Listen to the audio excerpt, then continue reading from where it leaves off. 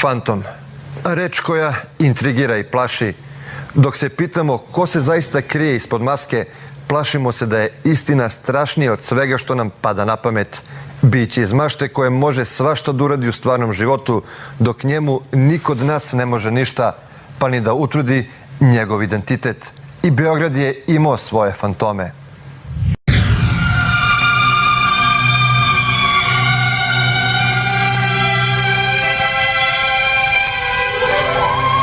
Inspirisani stvarnošću, filmski autori prvi su odreagovali na stvarne fantomske kriminalce koji su se pojavili i u našoj prestonici. Beograd 80-ih godina. Grad sa skoro 2 miliona stanovnika, nekoliko stotina hiljada automobila, 10-ak muzeja, 2 radio stanice, jednim televizijskim centrom i jednim velikim fudbalskim klubom. Glavni grad. Njegovi stanovnici godinama izgaraju u želji da taj njihov grad postane metropola. Ipak, jednu metropolu možda najtačnije određuje hronika zločina. Beogradski fantom. U filmu Davitelj protiv davitelja prvi put se spominju beogradski fantomi. Otkopčaj mi šlic. Fantomi policiji nisu ni malo slatki, ali su novinarima, filmadžijama i javnosti bili i ostali zanimljivi. Zašto? Ne volite karampile? Eto vam sad. Prva stvar koja je mene privukla ka fantomima, ajde da krenemo od toga, je bila prosto ta neka fascinacija sa nepoznatim. Pojava fantoma nama nije draga jer se sa njime identifikuje većina mladih ljudi željna nekog uspeha u nekom njihovom svetu i društvu, dok nama to stvara sa druge strane velike glavobolje. Misteriozni borci protiv poretka su privlačni, oni su romantični, to je koren je u Zorou, na primjer, i u mnogim drugim maskiranim junacima.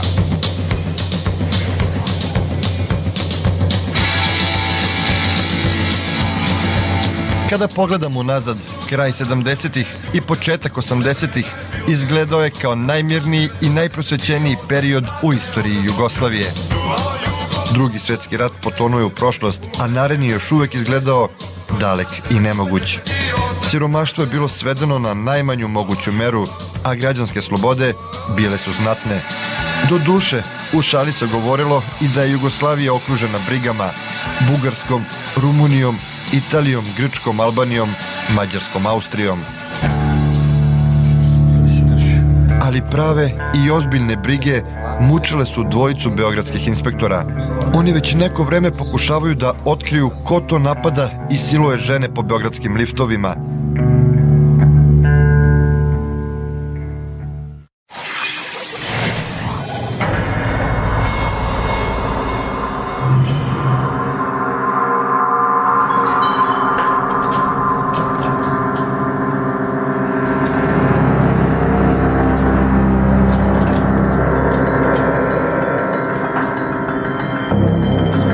Opet su pokvarni liftovi.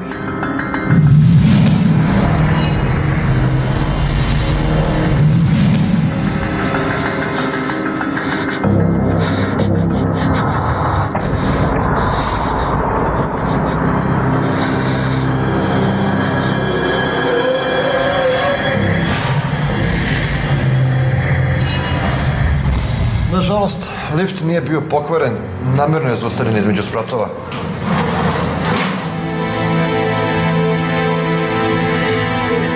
I narednih meseci bit će još puno ovakvih slučajeva, što će inspektorima odeljenja za krvne i seksualne delikte zadati mnogo glavobolje.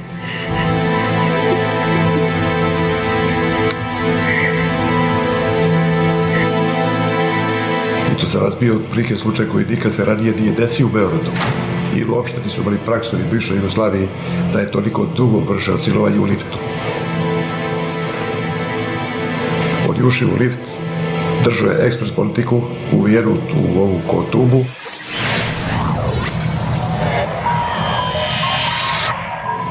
Pitao je dok li idete vi, ona je rekla 3. sprat, ušla je sa njim zajedno u lift. Kad su ušli u lift, on je pritisnuo između 2. i 3. sprata stop, izvuku nož iz ekspres politike, dugi lovački nož. I onda je kaže, skidaj se. I da počne simulaka počne u 10 uveče i završi u 6 ujutru. Inspektore Nicovića i Đurića iznenadio je opis napadača. Devojka je rekla da je reč o veoma lepom, zgodnom i doteranom mladiću. Kad su u pitanju seksualni delikti, vrlo se oprezno prilazi svakoj prijavi, pošto ima dosta falš i lažnih iz već ženama poznatih razloga.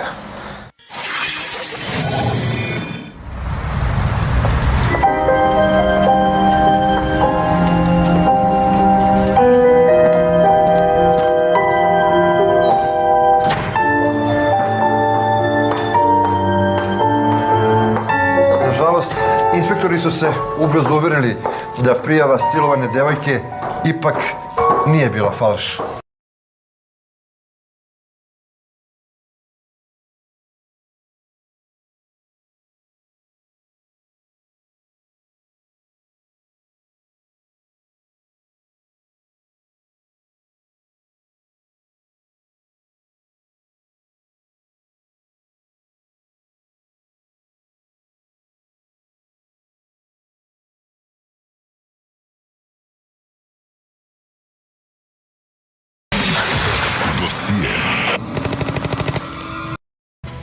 Liftovi su i dalje mesta u koja devojke ulaze sa strahom.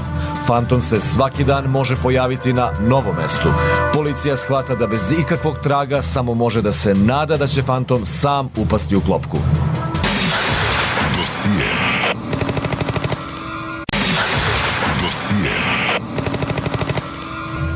Nož na vratu, jeziv pogled i višečasovna silovanja postali su realnost žrtava Fantoma iz lifta.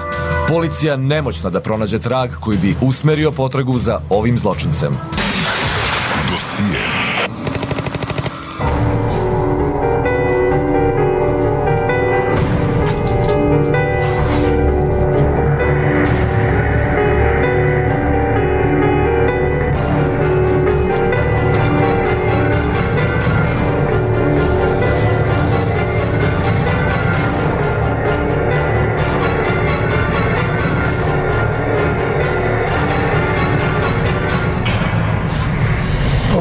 Od 2 do 3 dana, ponovno procedura ista, uklapa se opis, uklapa se modus, sve se uklapa.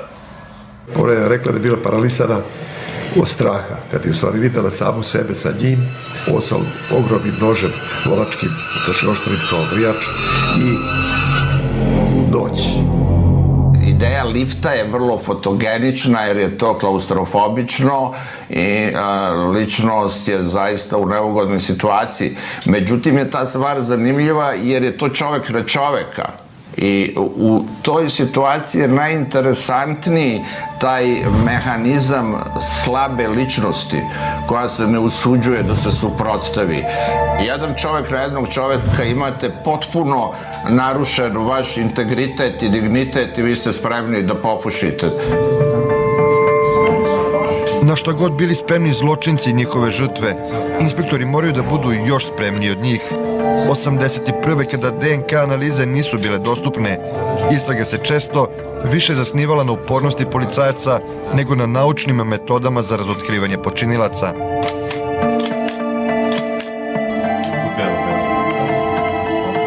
Napravili smo uviđaj, tražili neke, znači, otiske prstiju, neke da nije nešto ispalo iz žepa, da ima neke vlasi kose, onda na njoj isto tako da nije nešto ostavio neki trag, bilo kako je vrsten tih bioloških tih tragova, što recimo ili znoje, ili krvi, ili sperme, ili bilo čega, međutim ništa nismo mogli nađemo, znači bukvalno smo bili bez ičega.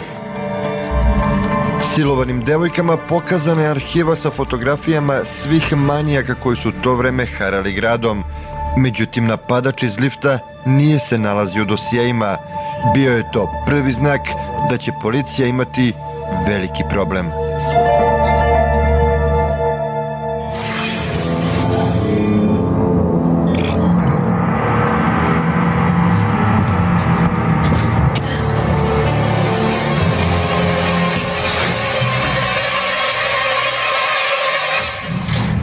To već nije mirisalo na dobro. Nije prošlo mnogo vremena, pojavio se i treći slučaj.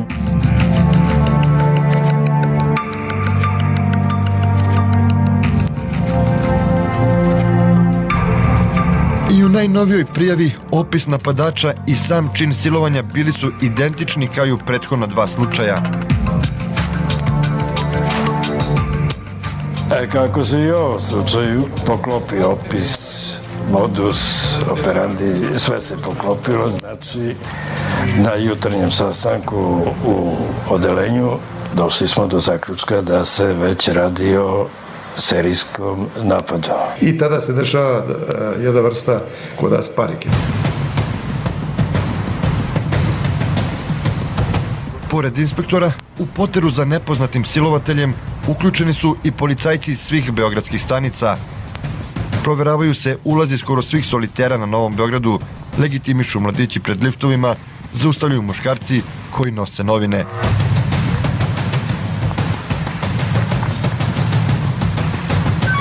Pažnja, Aval ovdje. Svim jedinicama na terenu. Nova prijava silovanja u liftu. Bulevar Revolucije, na Zvezdari. A onda je usledilo još jedno neprijatno iznenađenje za inspektore.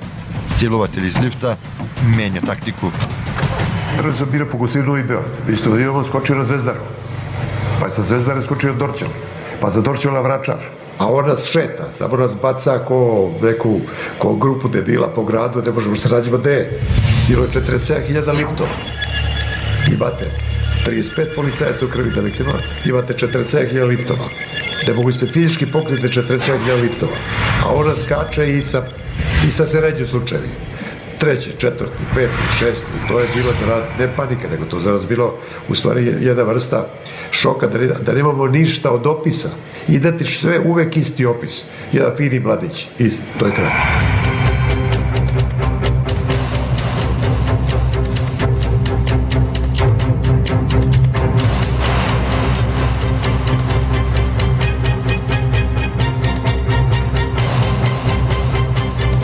Za samo mesec i po dana nepoznati silovatelj napao je 15 devojaka, a verovatno i više, jer je poznato da mnogi žrtve silovanja radije ćute o onome što im se dogodilo. Napad. Da smo pravi neku vrstu prepostavki da će sledeći put napadne. Fama je počela da kruži gradom, a neidentifikovanog zločinca prozvali su fantomom iz lifta.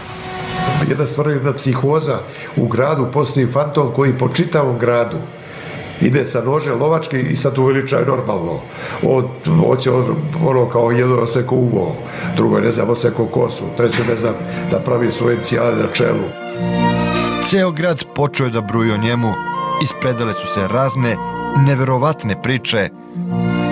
Pa imate tada čak i žene starije, koje sećam se, koje mislim sigurno ne bi bili silovane, po godinama i slično. Oni čak se pele liftove na 10 i 15 isprat, pa je dolazi toga da pukano srce im otkaže posle, a zato što se bojale toga što s nože dolazi ljudi pa siluje.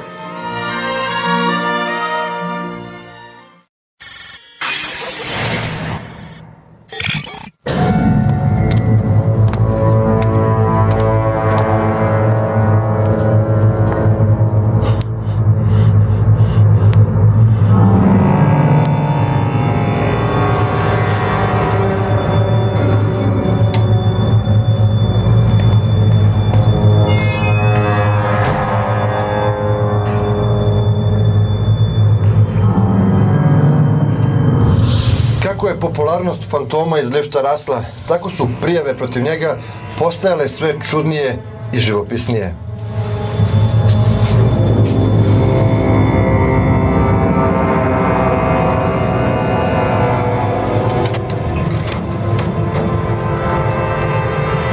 vezi.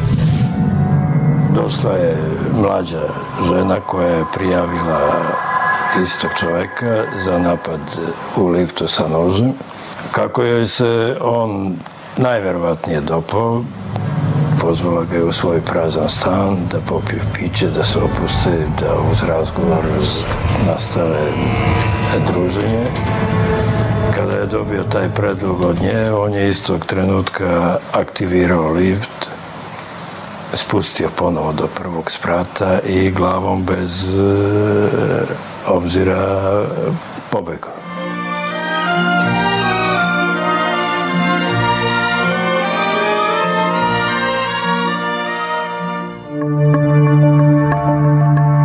Prošlo je više od 2 meseca kako inspektori svako veče drežde po beogradskim hodnicima.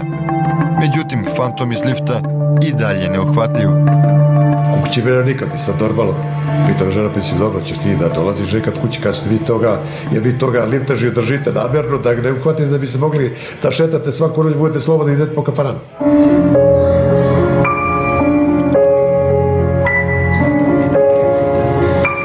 Ubrzo, policija dobija još jednu prijavu silovanja. Za razliku od prethodnih napada, žrtva je zapamtila jedan detalj. Dolazim u kancelariju i vidim žena koja je žrtva, u stvari ta oštećena, isprepadana, u rezervnog pogleda, trkti, sva trese, može progovori reč. Negde oko 4 sata se spiruje i mi počinje s njom priču. I ona istu priču počne, on je ovako finog izgleda i ja tada se iznervio i kažem, pa dajte nešto što nije sve isto s finog izgleda. Pa te li još nešto kažete? I žena ovako pogleda me začuđuje i kaže, pa znate inspektor, ja se zapazio, on imao neki parfem, onaj italijanski Pino Silvestro, osjetili se kad bi se približio.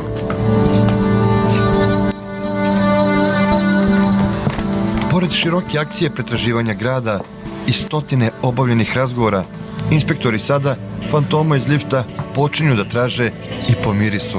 Tražeći po tom parfemu, policijski, pešački, gde je mogao da kupi taj parfem? Jer kad kupio u prodavnici, onda tada nije bilo tih parfema da se kupi ko što može sad da se kupi. Onda to, obično se ta roba iz Italije dolaze preko švercera. Onda se njih traže, angažuju se da bi nađu ko kupuje i ko preprodaje i kome da se distribuira i taj vrsta parfema.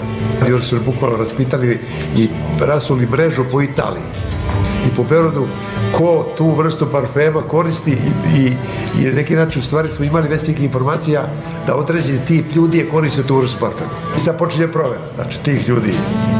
U policiju je dovedeno na stotine muškaraca za koje se je znalo da koriste taj miris.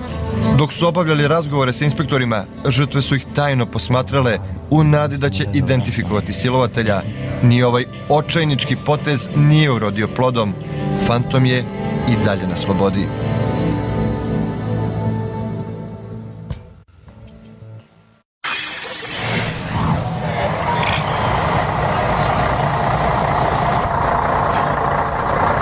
Radiće, vidimo se sutra.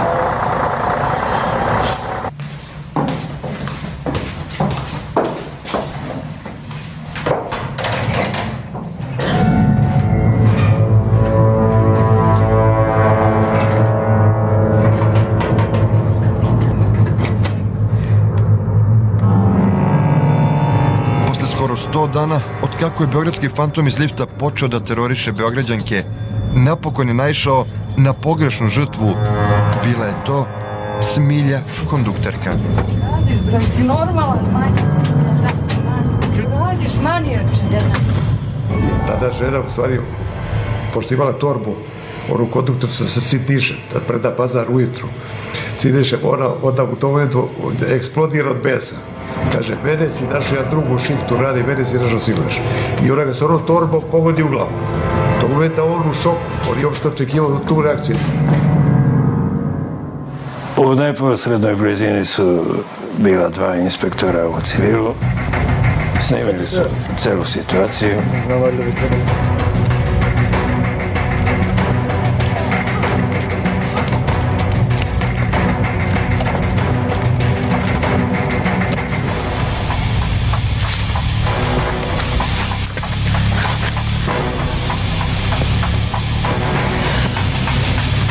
Kad su uhapšeni, bilo je dosta grubosti bilo, što kaže baš pravo policijsko hapšenje.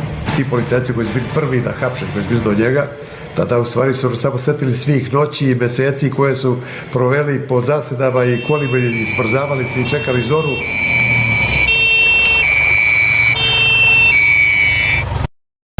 Zahvaljujući hrabroj kondukterki i upornosti inspektora, Fantom je napokon uhapšen. Kada smo počeli da radimo sa njime, ispostavilo se da su naši zaključci o profilu osobe bili tačni, da se stvarno radi o fino odgojenom i vaspitanom mladiću koji potiče čak iz jako ugledne porodice. Roditelji su bili prosvetni radnici i to na glasu cenjeni. Lep izgled, situiranost, sve imao. Kola, sve imao. I on kaže, mene kaže to najviše me uzbuđivalo, taj kaže strah, taj očajnički strah koji sam vidio u očima tih devojaka koje sam kad prislonim nož uz grlo. I to je kod njega stvarno tu vrstu neke euforije da on gospodari nekim bićem. Lepi Fantom iz lifta osuđen je na 12 godina zatvora. Policija je napokon odahnula, ali ne zadugo. Slično fantomskom silovatelju s Novog Beograda, opet u drugu ruku i sasvim različito, pojavio se tih godina u Beogradu još jedan fantom.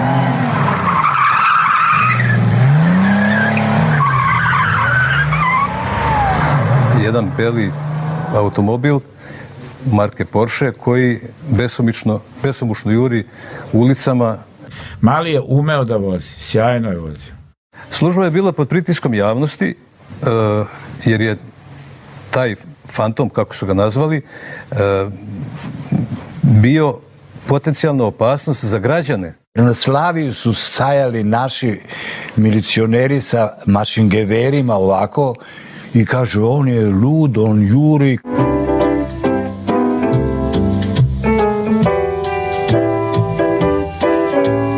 Za vreme Titovog boravka u Havani na konferenciji nesvrstanih u Beogradu se pojavio nepoznati izvršilac koji je 10 dana očaravao Beograđane svojim nestašucima, virtuozno vozeći ukradeni Porsche.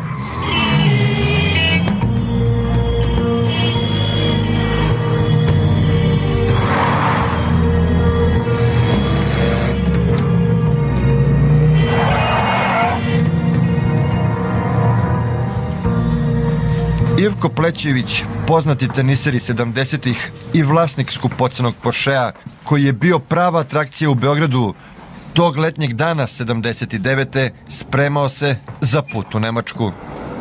Ja sutra dan idem i još nosim neke stvari da metem u kola, da ne idem 100 puta. Kad pogledam, nema kola.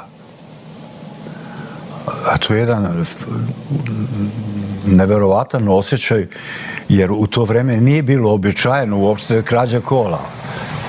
I ne samo to, Beograđani, ali i policija, prvi put u gradu imaju lopova koji sa plenom namerno izaziva policiju, jureći prestoničkim bulevarima.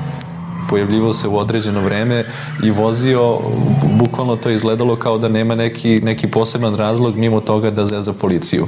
I ta specifičnost da nije krao automobil radi neke imovinske koristi ili nečega zašto bi ljudi razumeli zašto to radi je prosto dovela do toga da ga oni nazovu fantomom. Policija sa svojim tadašnjim voznim parkom, sačinjenim od mnogo slabijih vozila nego što je Porsche, bila je groteskno nemoćna.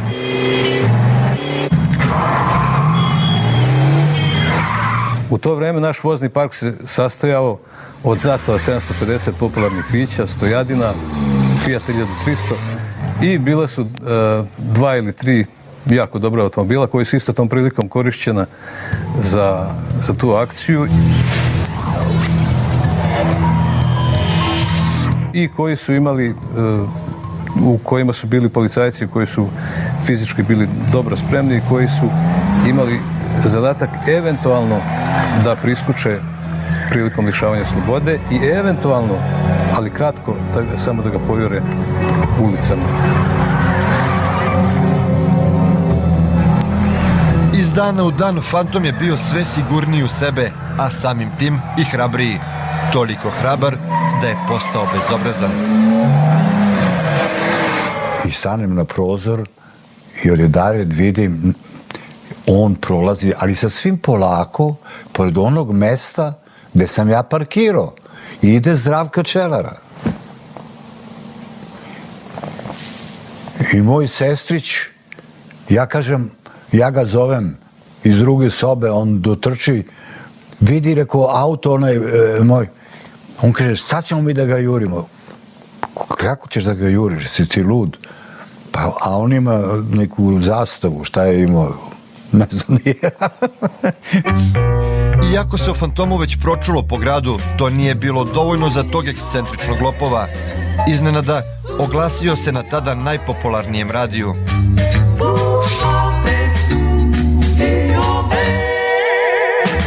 U tom nizu gdje su recimo se javljali razni slušalci sa željama, daj pusti ovu pesmu, daj mi ovo, daj ono, javi se jedan i kaže ovdje Fantom, ja bih volio da obavestim javnost da ću večeras da vozim preko Slavije.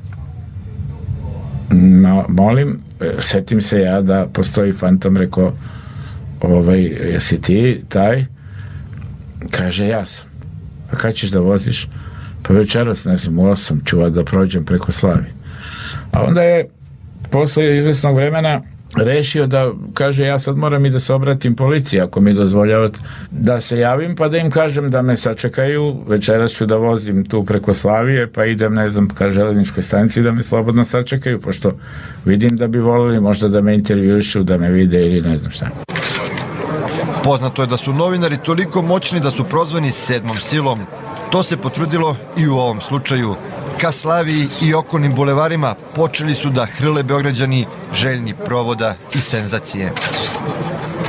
On je postao atrakcija u gradu i samim tim se onda i osmelio i jednostavno čovjek je bio takav da mu je ta publika i ta eksponiranost u javnosti prijala. I on je onda još više i još žešće vozio. Odjednom je on postao nekakav fetiš, nekakav heroj, da tako kažem.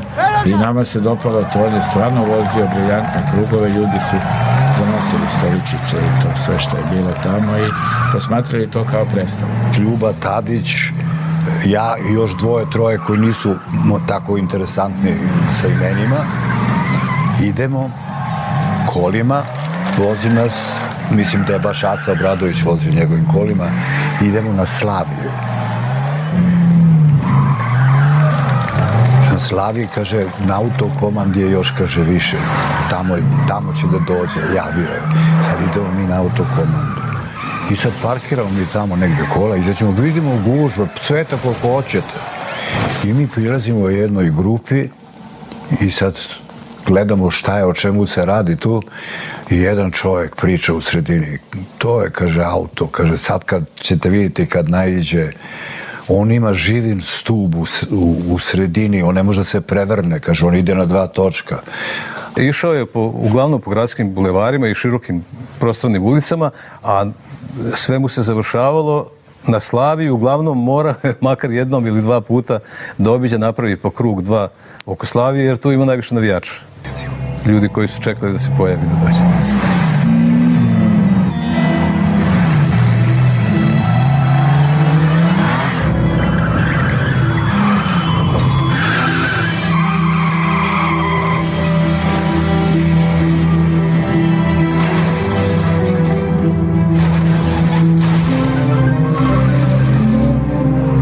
U Jugoslaviji u to doba je drug Tito bio zakon i nije se smelo ništa raditi, a da on to ne odobri.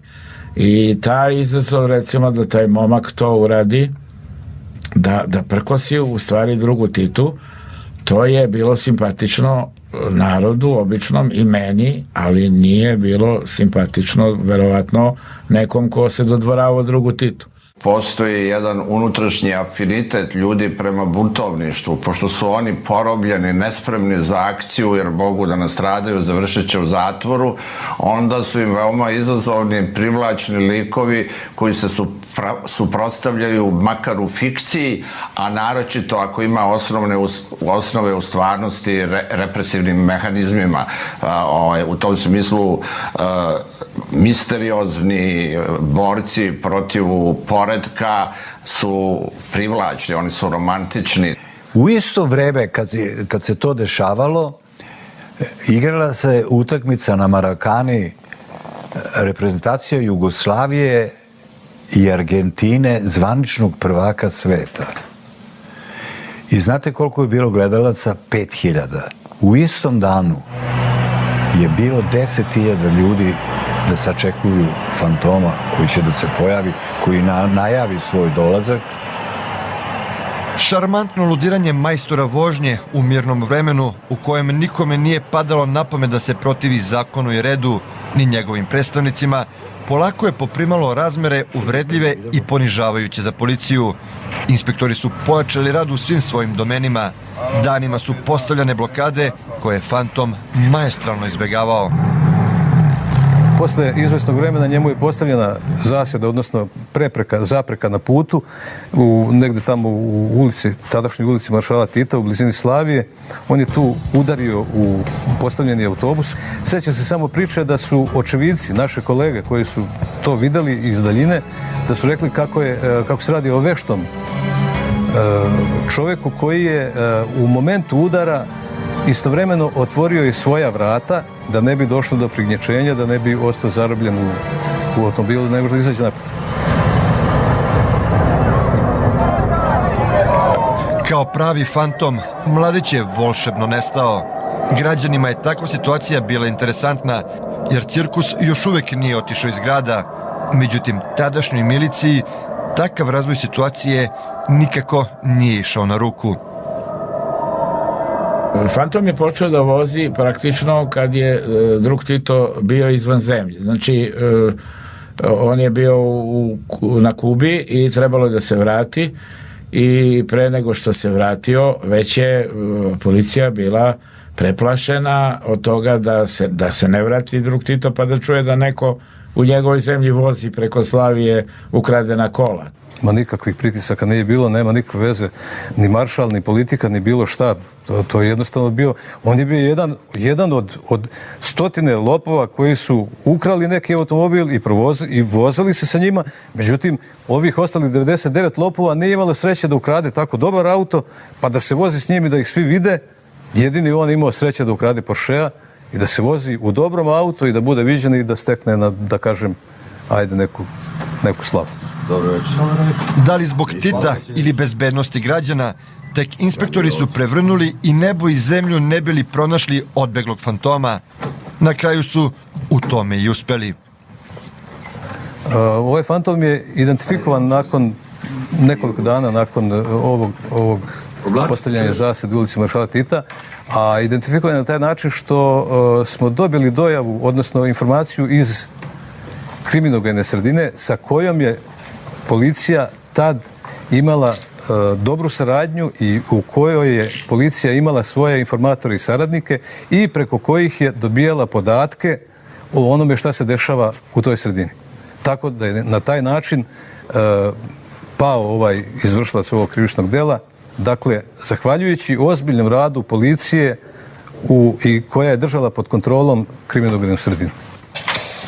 Radilo se o Vladi Vasiljeviću, zvanom Vasa Ključ ili Vasa Opel, mladiću koji od ranije bio poznat policiji. I tako, jedni bi rekli da je simbol slobode lišen slobode, da bude primer svima onima kojima bi neka pobuna mogla pasti na pamet. Opet, sa druge strane, neki bi rekli da su nečiji životi spašeni i da je pravda zadovoljena. Kada je Vasa uhapšen, narod je bio mnogo tužan. I ja sam deo tog naroda i ja sam bio tužan. On je običan lopov bio. Zamislite, on je Fantom, o njemu se film snima, on se priča, a on je lopov.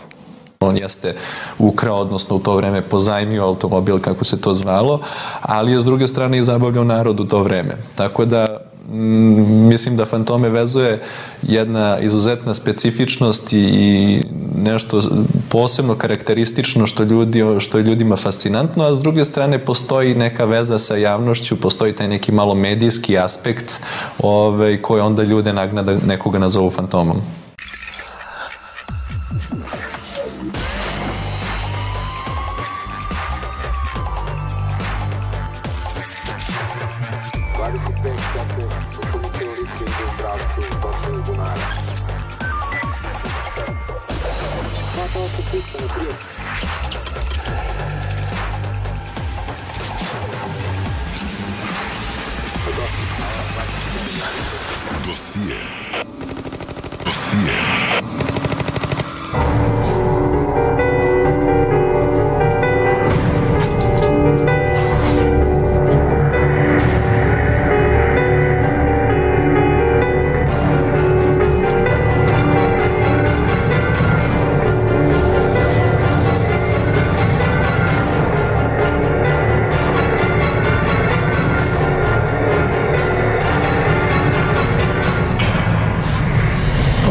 Od 2 do 3 dana, ponovno procedura ista, uklapa se opis, uklapa se modus, sve se uklapa.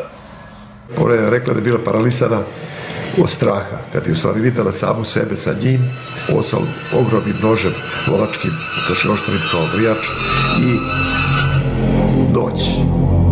Ideja lifta je vrlo fotogenična jer je to klaustrofobično i ličnost je zaista u neugodnoj situaciji. Međutim je ta stvar zanimljiva jer je to čovek na čoveka. I u toj situaciji je najinteresantniji taj mehanizam slabe ličnosti koja se ne usuđuje da se suprotstavi.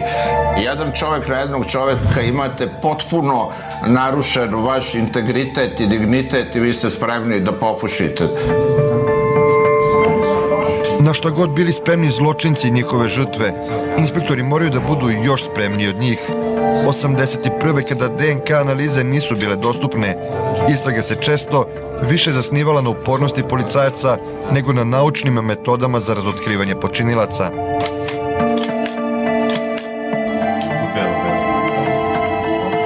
Napravi smo uveđenje, tražili neke, znači, otiske prstiju, neke da nije nešto ispalo iz žepa, da ima neke vlasi kose, onda na njoj isto tako da nije nešto ostavio neki trag, bilo kako je vrste tih bioloških tih tragova, što cišaci ili stoje, ili krvi, ili sperme, ili bilo čega, pa isti ništa nismo mogli nađemo, znači bukvalno smo bili bez ičega.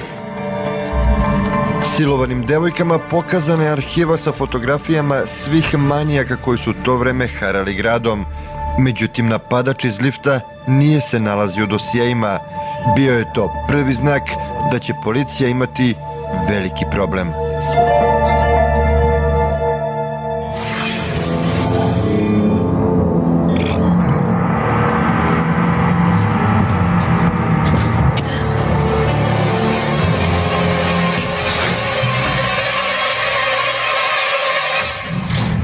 To već nije mirisalo na dobro.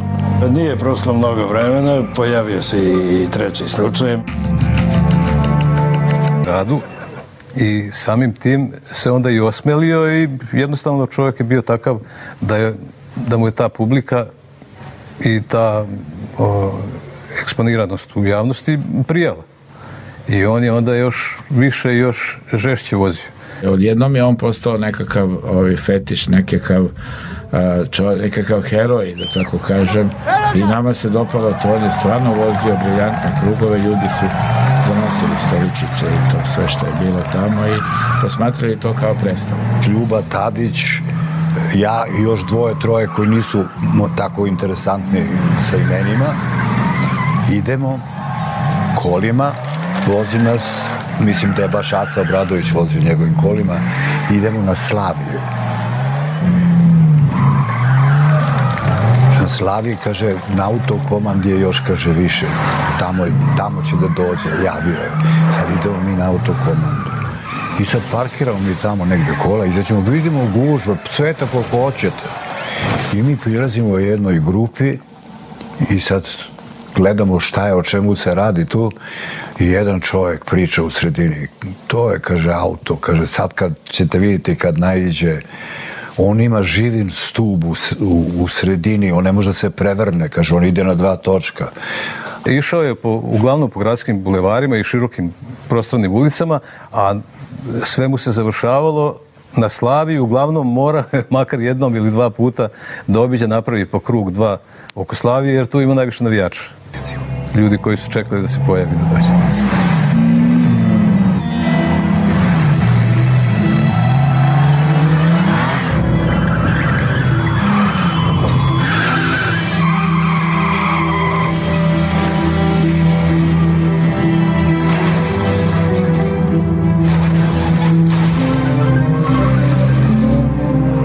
U Jugoslaviji u to doba je drug Tito bio zakon i nije se smelo ništa raditi, a da on to ne odobri.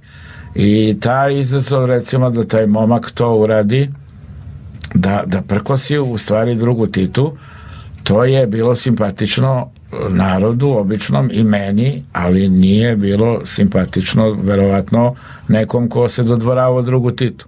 Postoji jedan unutrašnji afinitet ljudi prema buntovništvu, pošto su oni porobljeni, nespremni za akciju jer mogu da nastradaju, završit će u zatvoru, onda su im veoma izazovni, privlačni likovi koji se suprotstavljaju makar u fikciji, a naročito ako ima osnove u stvarnosti represivnim mehanizmima. U tom smislu misteriozni. Krije ispod maske. Plašimo se da je istina strašnija od svega što nam pada na pamet. Biće iz mašte koje može svašta da uradi u stvarnom životu, dok njemu niko od nas ne može ništa, pa ni da utrudi njegov identitet. I Beograd je imao svoje fantome.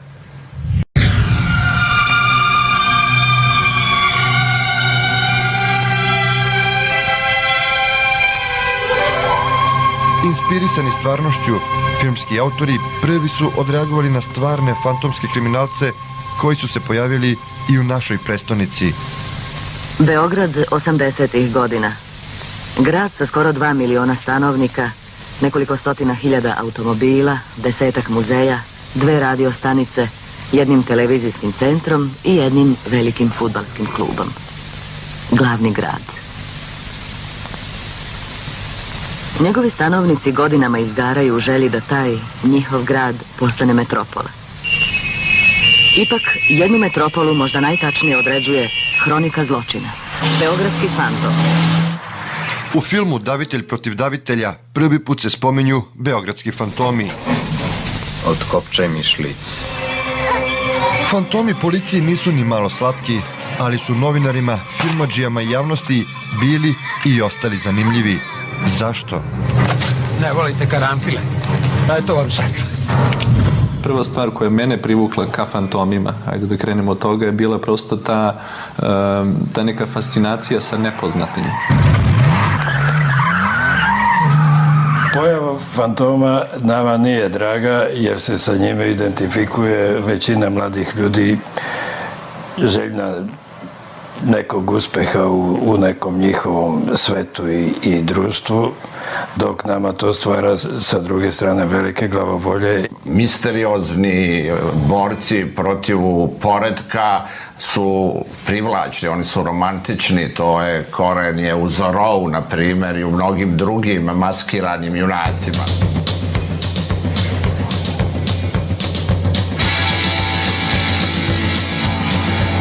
Kada pogledamo nazad, kraj 70-ih i početak 80-ih izgledao je kao najmirniji i najprosvećeniji period u istoriji Jugoslavije.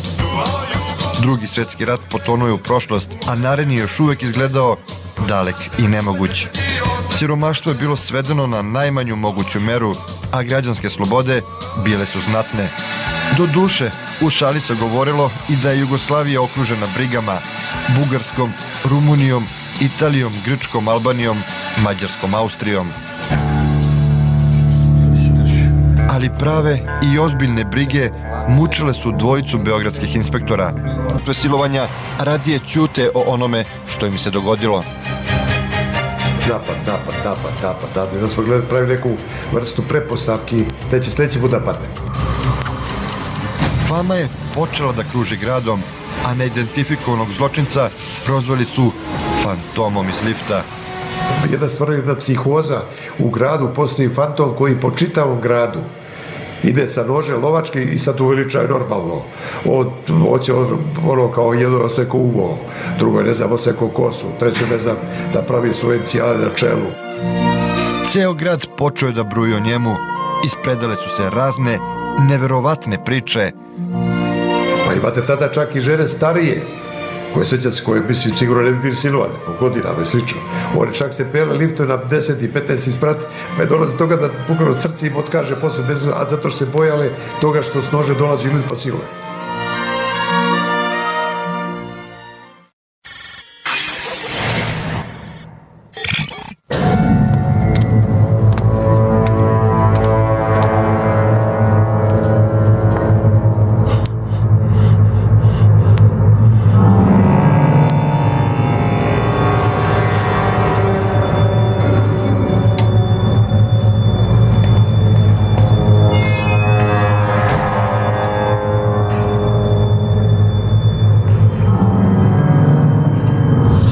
Kako je popularnost fantoma iz lifta rasla, tako su prijave protiv njega postajale sve čudnije i živopisnije.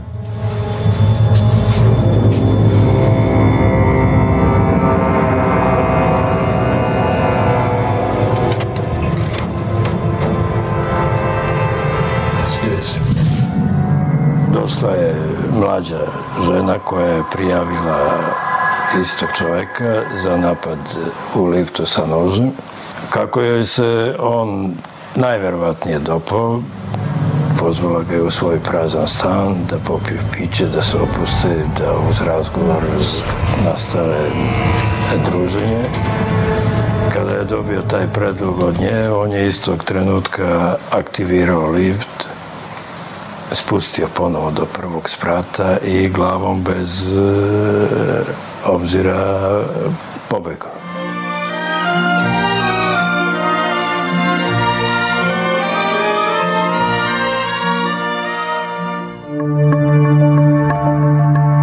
Prošlo je više od 2 meseca kako inspektori svako veče drežde po beogradskim hodnicima. Međutim, fantom iz lifta i dalje neuhvatljiv. U kući mene nikad nisam normalno. Pitao žena, mislim, dobro, ćeš ti da dolaziš nekad kući kad ste vi toga, jer vi toga liftaži držite namjerno da ne stavki, da će sledeći put napadne. Fama je počela da kruži gradom, a neidentifikovanog zločinca prozvali su fantomom iz lifta. Jedna psihoza u gradu, postoji fantom koji po čitavom gradu ide sa nožem lovački i sad uveličaje normalno. Hoće ono kao jedno oseko uvo, drugo je ne znam oseko kosu, treće ne znam da pravi svoje cijale na čelu. Ceo grad počeo je da bruji o njemu, ispredale su se razne neverovatne priče. Pa imate tada čak i žene starije, koje sećate se, koje mislim sigurno ne bi bili silovane, po godinama i slično. Oni čak se pele liftu na 10 i 15 isprat, pa je dolazi toga da bukvalno srce im otkaže posle, a zato što se bojale toga što s nože dolazi ljudi po silove.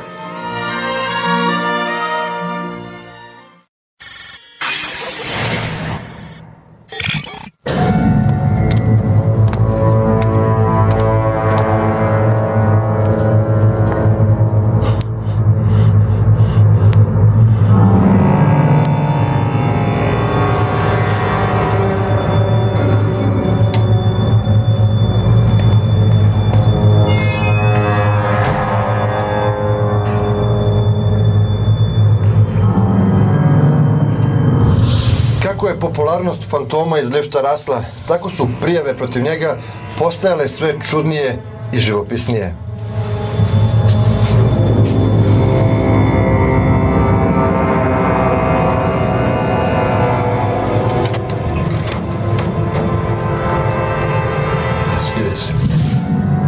Došla je mlađa žena koja je prijavila istog čoveka za napad u liftu sa nožem. Kako joj se on najverovatnije dopao, pozvala ga je u svoj prazan stan da popiju piće, da se opuste, da uz razgovor nastave druženje. Kada je dobio taj predlog od nje, on je istog trenutka aktivirao lift, spustio ponovo do prvog sprata i glavom bez obzira pobegao.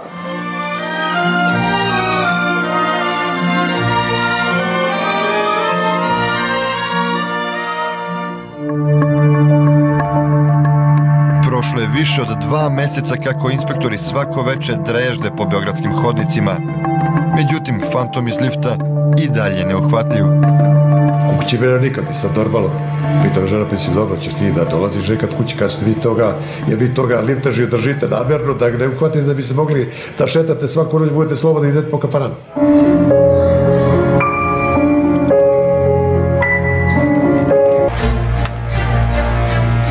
I da počne simulaka počne u 10 uveče i završi se u 6 ujutru. Inspektore Nicovića i Đurića iznenadio je opis napadača. Devojka je rekla da je reč o veoma lepom, zgodnom i doteranom mladiću. Kad su u pitanju seksualni delikti, vrlo se oprezno prilazi svakoj prijavi, pošto ima dosta falš i lažnih iz već ženama poznatih razloga.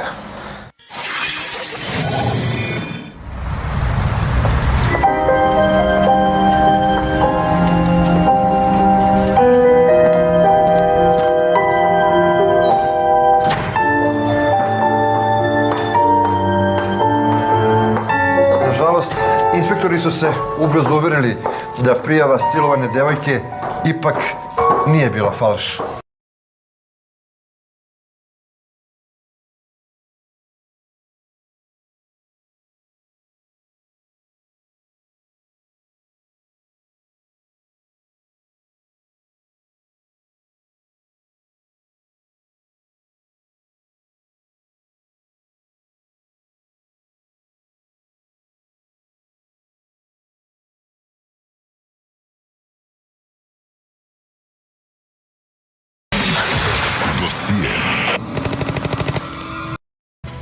Liftovi su i dalje mesta u koja devojke ulaze sa strahom. Fantom se svaki dan može pojaviti na novom mestu. Policija shvata da bez ikakvog traga samo može da se nada da će fantom sam upasti u klopku. Dosije.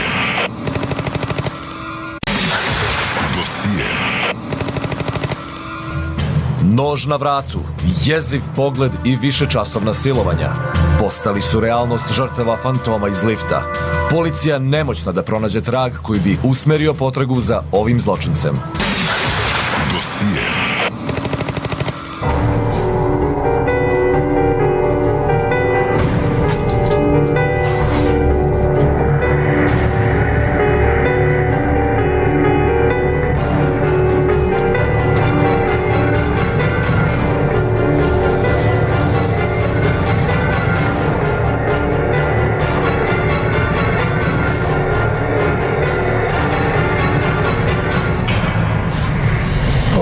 Od 2 do 3 dana, ponovno procedura ista, uklapa se opis, uklapa se modus, sve se uklapa.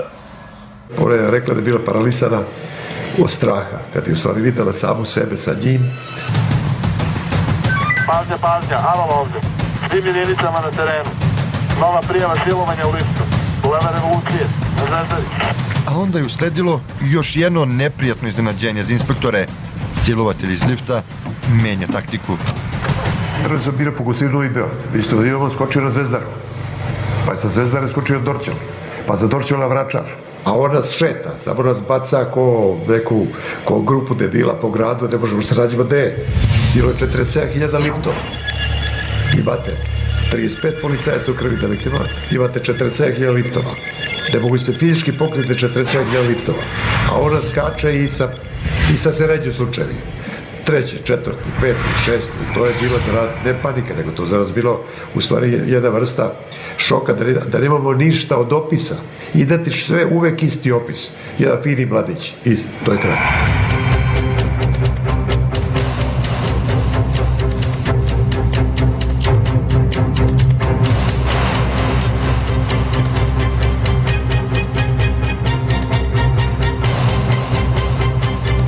Za samo mesec i po dana nepoznati silovatelj napao je 15 devojaka, a verovatno i više, jer je poznato da mnogi žrtve silovanja radije ćute o onome što im se dogodilo. Napad. Da smo pravili neku vrstu prepostavki da će sledeći put da padne. Fama je počela da kruži gradom, a neidentifikovanog zločinca prozvali su fantomom iz lifta. Jedna stvar, jedna psihoza u gradu, postoji fantom koji po čitavom gradu ide sa nože lovački i sad uveličaju normalno. Hoće ono kao jedno oseko uvo, drugo ne znam oseko kosu, treće ne znam da pravi svoje cijale na čelu. Ceo grad počeo je da bruji o njemu, ispredale su se razne neverovatne priče. Pa imate tada čak i žene starije, koje mislim sigurno ne bi bili silovani po godinama i slično. Oni čak se pele liftu na 10 i 15 sprat, pa je dolazi toga da bukvalno srce im otkaže posle 10, a zato što se bojale toga što s nože dolazi lift po silove.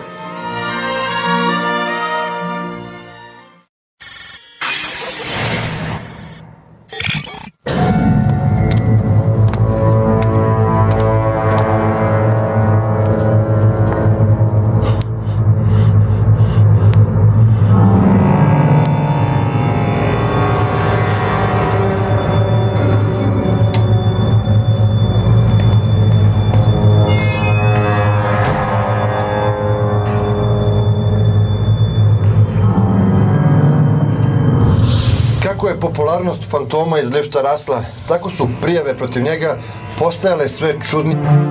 Lepi fantom iz lifta osuđen je na 12 godina zatvora.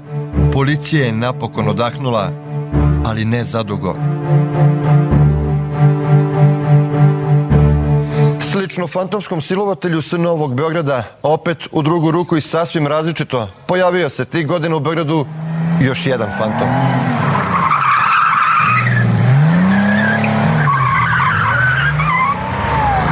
Jedan beli automobil marke Porsche koji besomučno juri ulicama. Mali je umeo da vozi, sjajno je vozio. Služba je bila pod pritiskom javnosti jer je taj fantom, kako su ga nazvali, bio potencijalna opasnost za građane. Na Slaviju su stajali naši milicioneri sa mašingeverima ovako i kažu on je lud, on juri.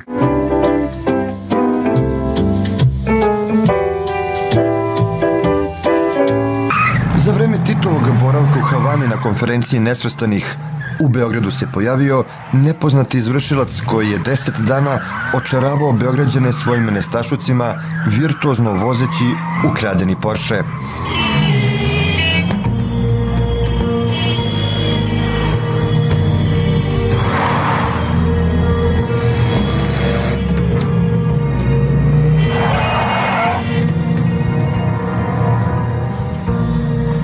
Ivko Plećević, poznati teniser iz 70-ih i vlasnik skupocenog Porschea, koji je bio prava atrakcija u Beogradu, tog letnjeg dana 79. spremao se za put u Nemačku. Ja sutra dan idem i još nosim neke stvari da metem u kola da ne idem 100 puta. Kad pogledam, nema kola.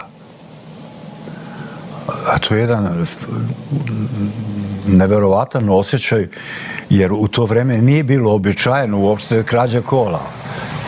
I ne samo to, Beograđani, ali i policija, prvi put u gradu imaju lopova koji sa plenom namerno izaziva policiju, jureći prestoničkim bulevarima. Pojavljivo se u određeno vreme i vozio, bukvalno to izgledalo kao da nema neki poseban razlog mimo toga da zeza policiju.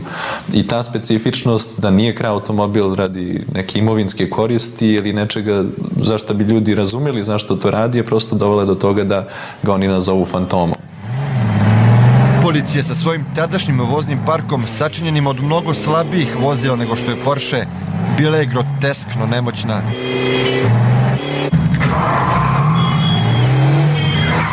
U to vreme naš vozni park se sastojao od Zastava 750 popularnih.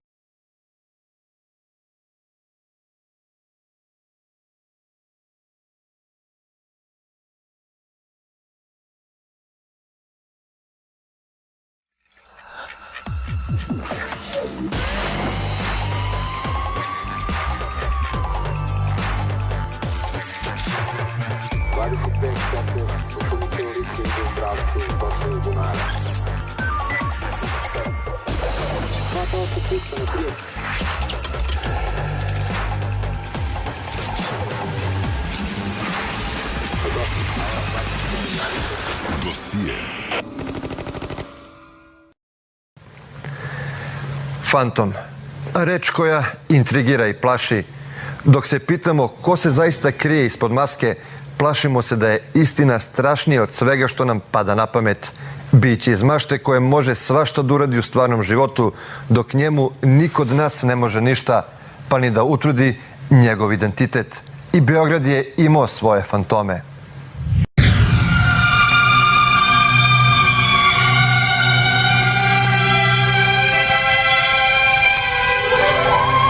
Inspirisani stvarnošću, filmski autori prvi su odreagovali na stvarne fantomske kriminalce koji su se pojavili i u našoj prestonici. Beograd 80-ih godina. Grad sa skoro 2 miliona stanovnika, nekoliko stotina hiljada automobila, 10-ak muzeja, 2 radio stanice, jednim televizijskim centrom i jednim velikim fudbalskim klubom. Glavni grad. Njegovi stanovnici godinama izgaraju u želji da taj njihov grad postane metropola. Ipak, jednu metropolu možda najtačnije određuje hronika zločina. Beogradski fantom. U filmu Davitelj protiv davitelja prvi put se spominju beogradski fantomi. Otkopčaj mi šlic. Fantomi policiji nisu ni malo slatki, ali su novinarima, filmadžijama i javnosti bili i ostali zanimljivi. Zašto? Ne volite karanfile? Eto vam sad. Prva stvar koja je mene privukla ka fantomima, ajde da krenemo od toga, je bila prosto ta neka fascinacija sa nepoznatim. Pojava fantoma nama nije draga jer se sa njime identifikuje većina mladih ljudi željna nekog uspeha u nekom njihovom svetu i društvu, dok nama to stvara sa druge strane velike glavobolje. Misteriozni borci protiv poretka su privlačni, oni su romantični, to je koren je u Zorou, na primjer, i u mnogim